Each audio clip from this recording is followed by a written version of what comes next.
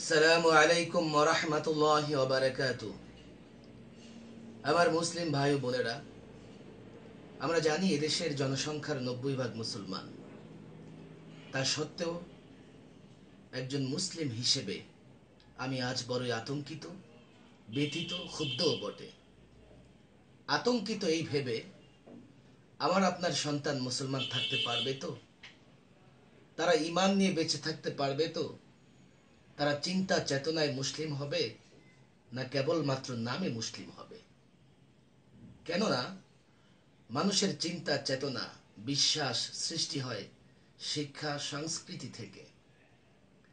শিক্ষা ও সংস্কৃতিতে যদি কোনো ত্রুটি থাকে, তার চিন্তা চেতনা, বিশ্বাস ত্রুটিপূর্ণ হয়। একটু খোঁজ নিয়ে দেখুন, একটু খোঁজ নিয়ে দেখুন আমাদের দেশের জাতীয় শিক্ষাক্রম ও পাঠ্যপুস্তক বোর্ড কি দায়িত্ব পালন করছে। তারা কি দেশের সংখ্যাগরিষ্ঠ মুসলমানের মতাদর্শ প্রচার এবং লালন করবার চেষ্টা করছে, না ধর্ম নিরপেক্ষতার নামে হিন্দুত্ববাদ, নাস্তিক্যবাদ প্রচার করছে? আজকে আমি আপনাদের সামনে দেশের জাতীয় পাঠ্যপুস্তক থেকে কিছু বিষয় তুলে ধরছি। আপনারা খেয়াল করে দেখবেন কি করে কৌশলে আমাদের দেশের সন্তান শিক্ষার্থীদেরকে নাস্তিক কিংবা হিন্দুত্ববাদ শিক্ষা দেওয়া হচ্ছে। আমার সামনে আসছে আমার বাংলা বই, যেটি প্রথম শ্রেণীতে পড়ানো হয়। এই বইতে বর্ণমালা শিক্ষা দেওয়ার নামে ঋষি, ডোল, তবলা, একতারা, হিন্দুদের রথ যাত্রা ইত্যাদি শেখানো হচ্ছে। আর বাংলা বই, যেটি দ্বিতীয় শ্রেণীতে পড়ানো হয়, এই বইতে সবে মিলে করি কাজ, আমাদের রাসূল করিম সাল্লাল্লাহু আলাইহি সাল্লামের সংক্ষিপ্ত জীবন চরিত্র ছিল, যা বাদ দেওয়া হয়েছে। আমার বাংলা বই, যেটি তৃতীয় শ্রেণীতে পড়ানো হয়, এই বইতে খলিফা আবু বকরের নামে আমাদের প্রথম খলিফা হযরতে আবু বকর রাদিয়াল্লাহু তাআলা আনহুর জীবনী ছিল, যা এখান থেকে বাদ দেওয়া হয়েছে। আমার বাংলা বই, যেটি চতুর্থ শ্রেণীতে পড়ানো হয়, এই বই থেকে বাদ দেওয়া হয়েছে বিদায় হজ নামক নবী করিম সাল্লাল্লাহু আলাইহি ওয়াসাল্লামের সংক্ষিপ্ত জীবন চরিত্র। আর তার স্থানে এই বইয়ের ৩৭ নম্বর পৃষ্ঠায় স্থান পেয়েছে কবি অন্নদা শঙ্কর রায়ের লেখা নেমন্তন্ন কবিতাটি। এই কবিতা থেকে শিক্ষার্থীরা শিখছে যে একে অপরকে বাবু বলে সম্বোধন করতে হবে। হিন্দুদের ভজন, ধর্মীয় সঙ্গীত এবং হিন্দুদের মন্দিরের প্রসাদ বক্ষণের প্রতি উদ্বুদ্ধ করা হয়েছে শিক্ষার্থীদেরকে। আমার বাংলা বই, যেটি পঞ্চম শ্রেণীতে পড়ানো হয়, এই বই থেকে কবি কাদের নেওয়াজ লিখিত শিক্ষাগুরুর মর্যাদা নামক কবিতাটি বাদ দেওয়া হয়েছে। যেই কবিতাতে মূলত মুসলিম বাদশাহ আলমগীরের মহত্ব বর্ণনা করা হয়েছিল এবং একজন শিক্ষক এবং ছাত্রের মধ্যে আদব কেমন হওয়া উচিত তা বর্ণনা করা হয়েছে। আরও বাদ দেওয়া হয়েছে এই বই থেকে শহীদ তিতুমির নামক গল্পটি। মুসলিম নেতা শহীদ তিতুমির দেশের স্বাধীনতার জন্য ইংরেজদের বিরুদ্ধে যে সংগ্রাম করেছিল, সেই সংগ্রামের বর্ণনা এসছে তার শহীদ তিতুমির নামক গল্পটিতে। সেই সঙ্গে সংযুক্ত করা হয়েছে স্বঘোষিত নাস্তিক হুমায়ুন আজাদ লিখিত বই নামক কবিতাটি, যে কবিতাটি একেবারে সরাসরি কোরআন বিরোধী বলে ওলামায়ে কেরাম মনে করেন। এছাড়া এই বইতে আরও যে গদ্য প্রবন্ধ স্থান পেয়েছে, এর মধ্যে অন্যতম হচ্ছে শখের মৃৎশিল্প। এগুলো অত্যন্ত আপত্তিকর বলে সচেতন মহল মনে করছেন। চারুপাঠ, এই বইটি ষষ্ঠ শ্রেণীতে পড়ানো হয়। এই বই থেকে ডক্টর মোহাম্মদ শহীদুল্লাহ লিখিত একটি ধর্মীয় শিক্ষণীয় গল্প সততার পুরস্কার বাদ দেওয়া হয়েছে। এই বই থেকে আরও বাদ দেওয়া হয়েছে মুসলিম দেশ ভ্রমণ কাহিনী, নীল নদ ও পিরামিডের দেশ নামক গল্পটি। সেই সঙ্গে এই বইয়ের শুরুতেই যে গদ্যটি স্থান পেয়েছে সেটি হচ্ছে রাঁচি ভ্রমণ। রাঁচি হচ্ছে হিন্দুদের তীর্থস্থান, ভারতে অবস্থিত। এ থেকে সহজেই বোঝা যায় কি করে হিন্দুত্ববাদ প্রতিষ্ঠা করবার জন্য হিন্দুদের পূজা অর্চনা ইত্যাদির দিকে মুসলমানকে টেনে নেয়ার জন্য কৌশলে চেষ্টা করা হয়েছে।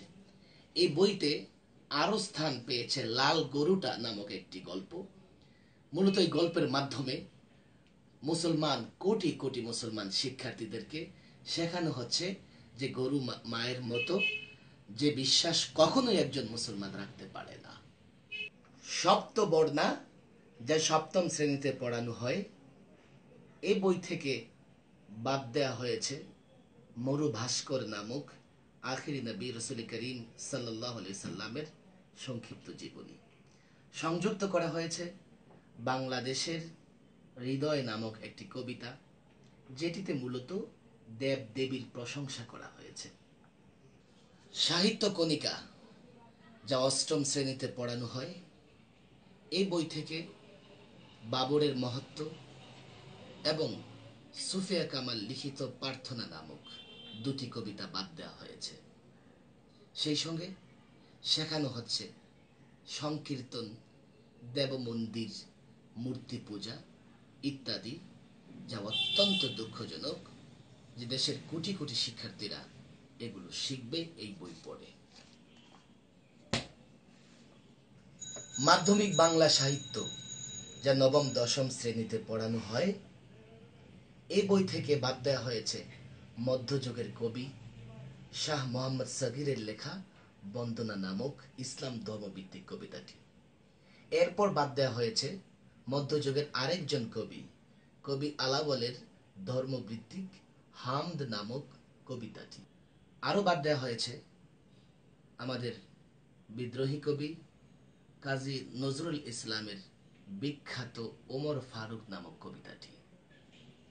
অন্তর্ভুক্ত করা হয়েছে এই বইটিতে আমার সন্তান নামক একটি কবিতা, যেটি হিন্দুদের ধর্ম নিয়ে লেখা মঙ্গল কাব্য এর অন্তর্ভুক্ত। এছাড়া এই বইতে অন্তর্ভুক্ত করা হয়েছে সময় গেলে সাধন হবে না শিরোনামে একটি কবিতা, যেখানে বাউলদের বিকৃত যৌনাচারের কাহিনী বর্ণিত হয়েছে। এছাড়া আরো অন্তর্ভুক্ত করা হয়েছে সুখের লাগিয়া নামক একটি কবিতা, যেই কবিতাটিতে হিন্দুদের রাধা কৃষ্ণের লীলা কীর্তন বর্ণিত হয়েছে। এছাড়া মাধ্যমিক উচ্চ মাধ্যমিক বিদ্যালয়গুলোতে নিজেকে জানুন নামক যৌন শিক্ষার বই প্রচার করা হচ্ছে। আমার মুসলিম ভাই বোনেরা, একবার ভেবে দেখুন, এইভাবে ক্লাস 1 থেকে নিয়ে 10 পর্যন্ত, প্রথম শ্রেণী থেকে নিয়ে দশম শ্রেণী পর্যন্ত প্রতিটি বছর আমার আপনার সন্তান হিন্দুত্ববাদ, নাস্তিক্যবাদ শিক্ষা নেয়ার পরে সে ঈমান নিয়ে বেঁচে থাকতে পারবে তো?